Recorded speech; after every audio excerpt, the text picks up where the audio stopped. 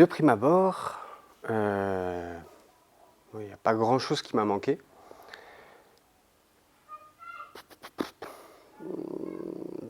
Je vais le prendre dans le désordre en fait, hein, mais j'ai eu un grand plaisir à ce qu'il n'y ait plus de voitures. Ça c'était pour les plaisirs qu'on peut tout de suite sentir. J'ai d'ailleurs vraiment la seule chose qui a été palpable, parce qu'en fait quelque part je regrette qu'il n'y ait pas eu moi. Ce qui m'a manqué, si je vais le dire comme ça, ce qui m'a manqué c'est qu'il n'y ait pas eu de rupture d'approvisionnement réelle, un tant soit peu lourde, pour qu'on puisse tirer les bénéfices de ce qu'on a vécu.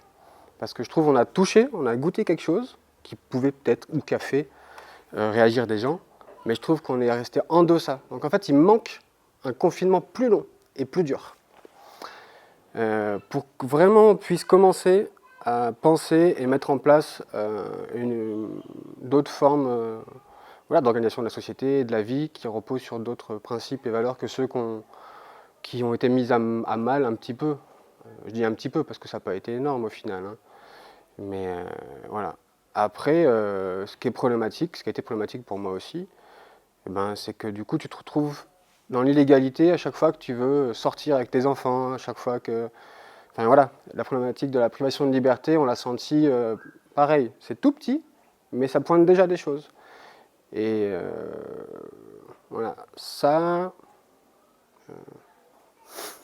c'est remarquable. Est-ce que c'est... Donc les activités qui m'ont manqué liées à ça, c'est les médiathèques fermées, les pseudo non-autorisations de sortie, que je n'ai absolument pas respectées, mais c'est comme ça. Donc un accès à la culture, un accès social en fait. Mais après ça ouvre sur d'autres considérations. Après en termes d'activité, purement activité, je dis moi il m'a rien manqué en fait, hein. Tout ce que je fais au quotidien, je l'avais encore. J'avais une épicerie bio locale et solidaire qui était ouverte. J'achète rien. Je me déplace qu'en transport en commun, donc j'ai pu encore aller travailler, les fois où j'y suis allé, parce que j'ai pas pu travailler tout le temps. Donc là, ouais. Je dirais que ça a même été bénéfique en fait pour moi le confinement, au final. Hormis cette diminution de relations sociales, mais je le vis bien aussi en fait. Je n'ai pas besoin de voir du monde tout le temps. Donc, si, l'école m'a manqué. Parce que je me retrouve avec un enfant de 3 ans et demi, à devoir essayer de travailler en même temps et d'être plus souvent ensemble, ce qui a été très agréable, mais aussi qui est très demandant. Donc les écoles, je dis, mais qu'est-ce que c'est bien l'école finalement. Ouais, ce que je peux dire.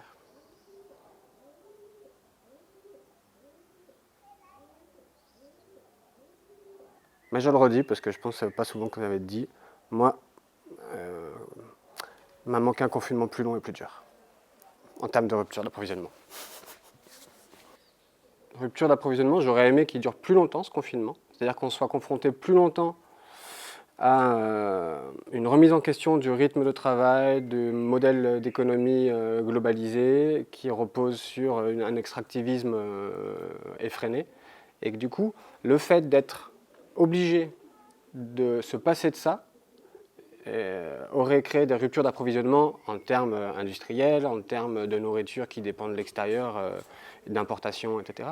Et que du coup, on aurait été confronté de manière beaucoup plus forte et plus pratique à ce qu'on doit faire si on veut continuer à rester sur la Terre. C'est-à-dire qu'il va falloir qu'on minimise notre empreinte écologique, qu'on trouve d'autres formes d'organisation sociale qui nous permettent de pallier à ça sans se replier, sans faire de l'autarcie.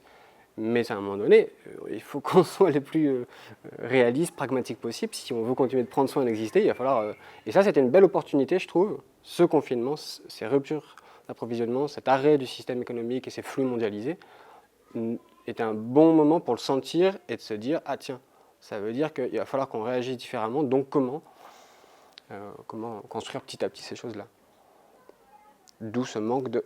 Parce que là, j'ai peur que parmi les activités qui, moi, m'intéresseraient pas trop qui reprennent et qui vont repartir, là, on va avoir de la grosse communication sur la nécessité de relancer la croissance, de travailler gratuitement pour nanana, rattraper tout ça. Enfin, toutes cette espèce de machine médiatique pour justifier notre production et notre système économique et politique va repartir à fond de blinde en fait. Ça, je m'en passerai volontiers.